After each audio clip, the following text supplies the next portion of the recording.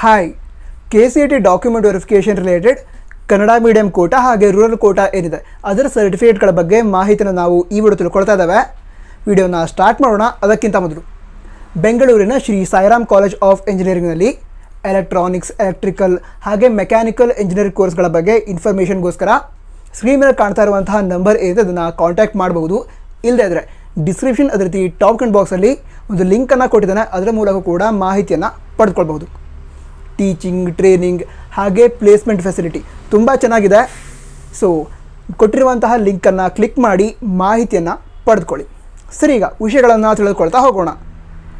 Kannada medium Kota ಯಾರಿಗೆ apply ಆಗುತ್ತೆ ಇದನ್ನು ತಿಳ್ಕೊಳ್ತಾಯಿದ್ರೆ, ಯಾವ ಸ್ಟೂಡೆಂಟ್ ಫಸ್ಟ್ ಸ್ಟ್ಯಾಂಡರ್ಡಿಂದ 10th ಸ್ಟ್ಯಾಂಡರ್ಡ್ವರೆಗೆ ಕನ್ನಡ ಮೀಡಿಯಮಲ್ಲಿ ಸ್ಟಡಿ ಮಾಡಿರ್ತಾರೆ ಅವರಿಗೆ ಕನ್ನಡ ಮೀಡಿಯಂ ಕೋಟಾ ಅಪ್ಲೈ ಆಗುತ್ತೆ. ಈಗ ಸಂಪೂರ್ಣವಾಗಿ ಫಸ್ಟ್ ಸ್ಟ್ಯಾಂಡರ್ಡಿಂದ 10th ಸ್ಟ್ಯಾಂಡರ್ಡ್ವರೆಗೆ ಕನ್ನಡ ಮೀಡಿಯಮಲ್ಲೇ ಸ್ಟಡಿ ಮಾಡಿರಬೇಕು. ಯಾವುದಾದ್ರೂ ಒಂದು ವರ್ಷ ಇಂಗ್ಲೀಷ್ ಮೀಡಿಯಮಲ್ಲಿ ಸ್ಟಡಿ ಮಾಡಿದ್ದೀನಿ ಆ ರೀತಿ ಇದ್ದರೆ ಕನ್ನಡ ಮೀಡಿಯಂ ಕೋಟಾ ಅಪ್ಲೈ ಆಗೋದಿಲ್ಲ. ಸರಿನಾ?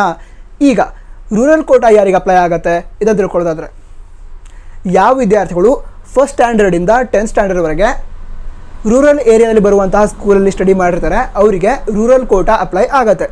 ಈಗ ರೂರಲ್ ಕೋಟಾಕ್ಕೆ ಸಂಬಂಧಿಸಿದಂತೆ ಕೂಡ ವಿದ್ಯಾರ್ಥಿಗಳು 1ನೇ ತರಗತಿಯಿಂದ 10ನೇ ತರಗತಿವರೆಗೆ ಸಂಪೂರ್ಣವಾಗಿ ರೂರಲ್ ಏರಿಯಾದಲ್ಲಿ ಬರುವಂತಹ ಸ್ಕೂಲನ್ನು ಸ್ಟಡಿ ಮಾಡಿರಬೇಕು.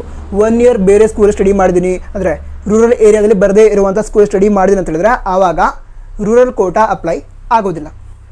ಈಗ ರೂರಲ್ ಕೋಟಾ ಅಥವಾ ಕನ್ನಡ ಮೀಡಿಯಂ ಕೋಟಾ ಇದಕ್ಕೆ ಸಂಬಂಧಿಸಿದಂತಹ ಸರ್ಟಿಫಿಕೇಟ್ ಫಾರ್ಮೇಟ್ ಏನಿದೆ ಅದು ಎಲ್ಲಿ ಸಿಗುತ್ತೆ ಅಂತ ತಿಳ್ಕೊಳ್ಳೋದಾದರೆ, ನಮ್ಮ ಕರ್ನಾಟಕ ಎಕ್ಸಾಮಿನೇಷನ್ ಅಥಾರಿಟಿ ಅವರು ಬ್ರೋಷರನ್ನು ರಿಲೀಸ್ ಮಾಡಿದರು. ಅದರಲ್ಲಿ ಈ ಕನ್ನಡ ಮೀಡಿಯಂ ಕೋಟಾ, ರೂರಲ್ ಕೋಟಾ ಇದಕ್ಕೆ ಸಂಬಂಧಿಸಿದಂತಹ ಸರ್ಟಿಫಿಕೇಟ್ ಫಾರ್ಮೇಟನ್ನು ನೀಡಿದ್ದಾರೆ. ಅದರ ಪ್ರಿಂಟ್ಔಟನ್ನು ತೆಗೆದುಕೊಂಡು ನೀವು ಸರ್ಟಿಫಿಕೇಟ್ಸನ್ನು ರೆಡಿ ಮಾಡಿಸಬಹುದು. ನಂತರ ಈ ಸರ್ಟಿಫಿಕೇಟನ್ನು ಎಲ್ಲಿ ರೆಡಿ ಮಾಡಿಸೋದು ತಿಳ್ಕೊಳ್ಳೋದಾದರೆ, ಕನ್ನಡ ಮೀಡಿಯಂ ಕೋಟಾ ಆಗಿರಲಿ ಅಥವಾ ರೂರಲ್ ಕೋಟಾ ಆಗಿರಲಿ, ನೀವು ಫಸ್ಟ್ ಸ್ಟ್ಯಾಂಡರ್ಡಿಂದ 10th ಸ್ಟ್ಯಾಂಡರ್ಡ್ವರೆಗೆ ಯಾವ ಸ್ಕೂಲಲ್ಲಿ ಸ್ಟಡಿ ಮಾಡಿದಿರ ಆ ಎಲ್ಲ ಸ್ಕೂಲ್ಗಳಿಗೆ ವಿಸಿಟ್ ಮಾಡಿ ಕನ್ನಡ ಮೀಡಿಯಂ ಕೋಟಾ ಹಾಗೆ ರೂರಲ್ ಕೋಟಾ ಇದಕ್ಕೆ ಸಂಬಂಧಿಸಿದಂತಹ ಸರ್ಟಿಫಿಕೇಟ್ ಏನಿದೆ ಅದನ್ನು ರೆಡಿ ಮಾಡಿಸ್ಕೊಳ್ಳಿ. ನಂತರ ಆ ಸ್ಟಡಿ ಸರ್ಟಿಫಿಕೇಟ್ ಏನಿರುತ್ತೆ ಕನ್ನಡ ಕೋಟಾ ಅದೇ ರೀತಿ ರೂರಲ್ ಕೋಟಾಕ್ಕೆ ಸಂಬಂಧಿಸಿದ್ದು ಅದರ ಮೇಲೆ ನೀವು ಯಾವ ಸ್ಕೂಲಲ್ಲಿ ಸ್ಟಡಿ ಮಾಡಿದಿರಾ ಅದಕ್ಕೆ ಸಂಬಂಧಿಸಿದಂತಹ BEO ಆಫೀಸ್ ಏನಿರುತ್ತೆ ಅದಕ್ಕೆ ಹೋಗಿ BEO ಆಫೀಸರ್ನ ಸಿಗ್ನೇಚರ್ನ ಪಡೆದುಕೊಳ್ಬೇಕು.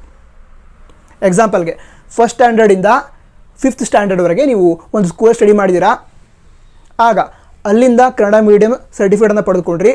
ಆ ಸ್ಕೂಲ್ಗೆ ಸಂಬಂಧಿಸಿದಂತಹ BEO ಆಫೀಸ್ಗೆ ವಿಸಿಟ್ ಮಾಡಿ ಏನು ಮಾಡ್ತೀರಾ, ಅವರ ಸಿಗ್ನೇಚರ್ನ ಪಡೆದುಕೊಳ್ತೀರಾ, BEO ಆಫೀಸರ್ ಸಿಗ್ನೇಚರ್ ಪಡೆದುಕೊಳ್ತೀರಾ.